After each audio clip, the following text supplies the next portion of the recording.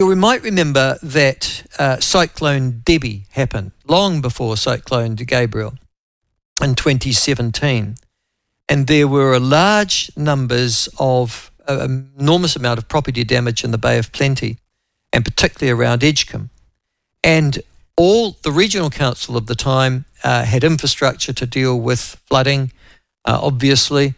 With Cyclone Gabriel, obviously, so did Gisborne, so did Hawke's Bay. Gisborne being a unitary authority, the Hawke's Bay Regional Council responsible for its flood banks, again failed in Wairoa at the start of last year. Start of this year. And as a consequence of that, insurers are the people who usually have to come and pick up the tabs. And they are starting to push back to the point where insurers are seeking to recover payouts made to Edgecombe property owners from Cyclone Debbie in 2017. And Te Uru Kahika, which is the name that regional councils and unitary authorities collectively give themselves, are now calling for central government intervention after the Bay of Plenty Regional Council approved up to $5 million of its regional fund reserve to be used to fund legal costs to fight the litigation brought against them by, ironically, their insurers. The basic argument goes like this. The insurers are arguing if you aren't doing your infrastructure and it's risk and it's not adequately maintained and it isn't doing the job, we reserve the right, I suppose, to refuse future coverage or alternatively to recover some of the costs from you not having done your job properly to the councils. Te Uru Kahika, this partnership of New Zealand regional and unitary health councils, is determined to resist that. They're calling for government assistance. It is an issue that is not going away, critically important to everybody in New Zealand because you'll be paying for it if it doesn't turn out right. And Rehette Stoltz, the Mayor of Gisborne, a unitary authority and part of this partnership, joins us now. Rehette, thank you very much for joining us. Merry Christmas to you. Merry Christmas to you, Michael. How are you? Very good, thank you. You've had a hell of a couple of years, haven't you, really, in Gisborne? Yes, we have seen it all, and I'm happy to say that we are slowly starting to lift our heads, and we've got a cracking summer ahead of us, so hopefully none of the bad weather will come our way again. But in 2023, we had 2 cyclones and 7 extreme weather events. So yes, we've seen a lot. The last images I've got of Gisborne, of your coastline covered with slash and logging and stuff like that, which even led to the death of a small child, tragically. Is that cleaned up now, or is it still on those beaches? It is cleaned up, but every time we see a little bit of rain, some of that legacy woody debris still comes down the rivers, and I think that's going to be an issue for my generation. Even though we have spent $110 million picking up 500,000 cubic metres of slash in the last while, there's still so much in the upper catchment. So it is something we'll keep on seeing, but no, the beaches are beautiful. So people, please come to Gisborne this summer and come and take a look what the sunshine and the beaches are all about. No, it is. You've got gorgeous beaches, magnificent. Love them myself. But yeah, that's not what you need. And if that image is still out, obviously it's going to stop people coming from there as well. Listen, yes, and we also there are some of those images and some roading issues, but yeah, no, everything is getting better in Gizzy. All right. Now, you would have heard my explanation because all the regional and unitary authorities in New Zealand have combined into what you say is a unit. Well, it's a Te Uru Kahika to give its name. What the hell does that mean? Do you know, by the way? What's the English translation? It's a group of regional councils. It's just a group of regional councils. I'm not 100% sure what the meaning is. I looked at it too.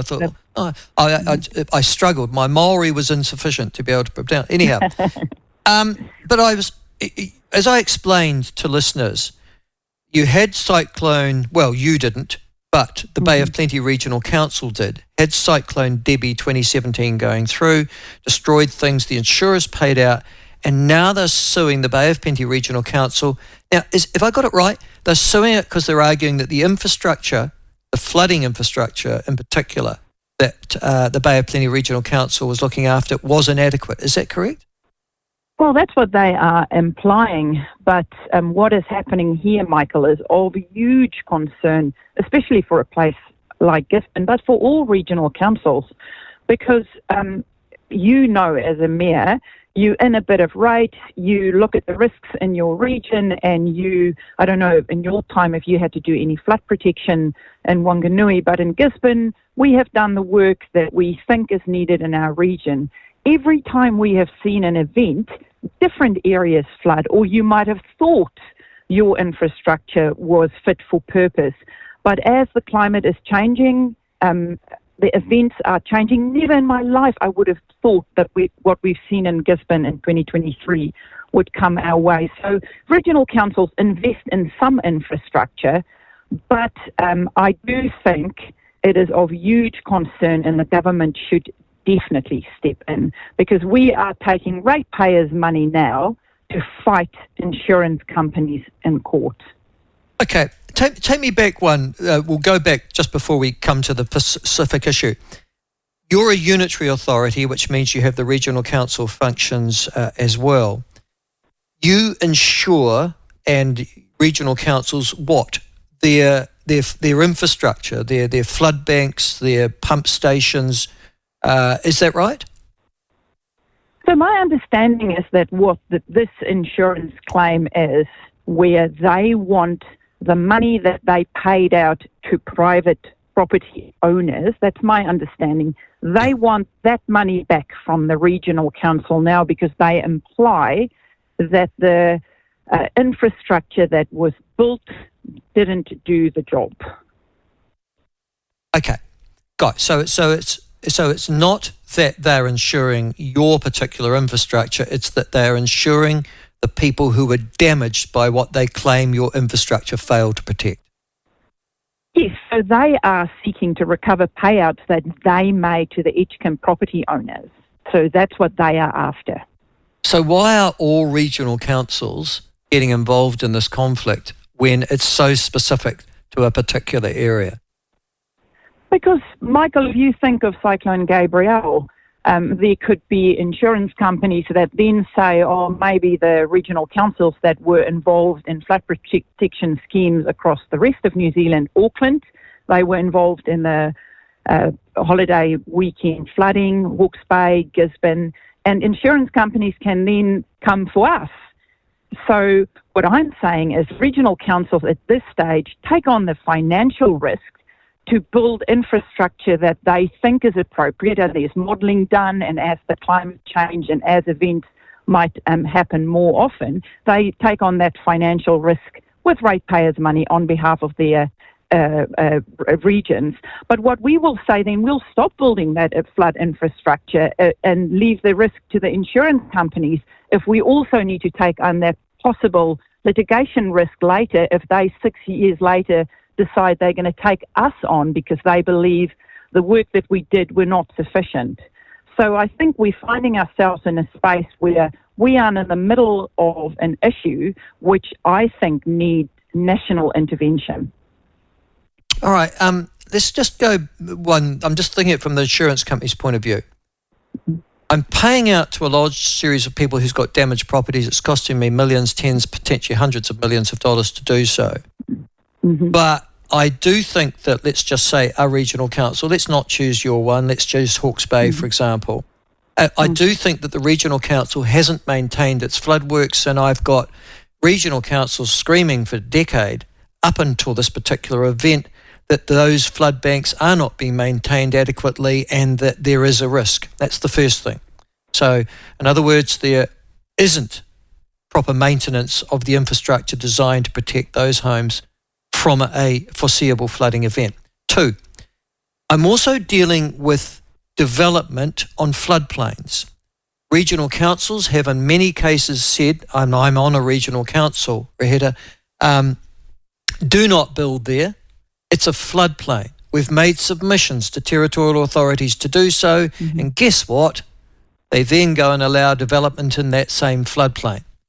At that point, don't insurers have a bit of an argument that A, you didn't do your job properly of maintaining the infrastructure to do the job that it's meant to do, and B, you should never have put those houses there in the first place. That's negligence on your part. And I'm absolutely open for that discussion going forward, because I'm sure in every city and every town there might be areas now that might have been consented 20 or 30 or 50 years ago that are now in areas that might possibly flood. But what I want to say to insurance companies coming for regional councils, infrastructure can possibly reduce risk, but it cannot safeguard against all possible scenarios and the severity of all possible weather events. So yes, we do play a part, but I don't think we are the end all and it should all stop with us. And I think that is where those discussions that you just raised should be had at a national level and with all regional councils. But it is still of huge concern what is happening now, and I think we should get the government to step in before it carries on too much.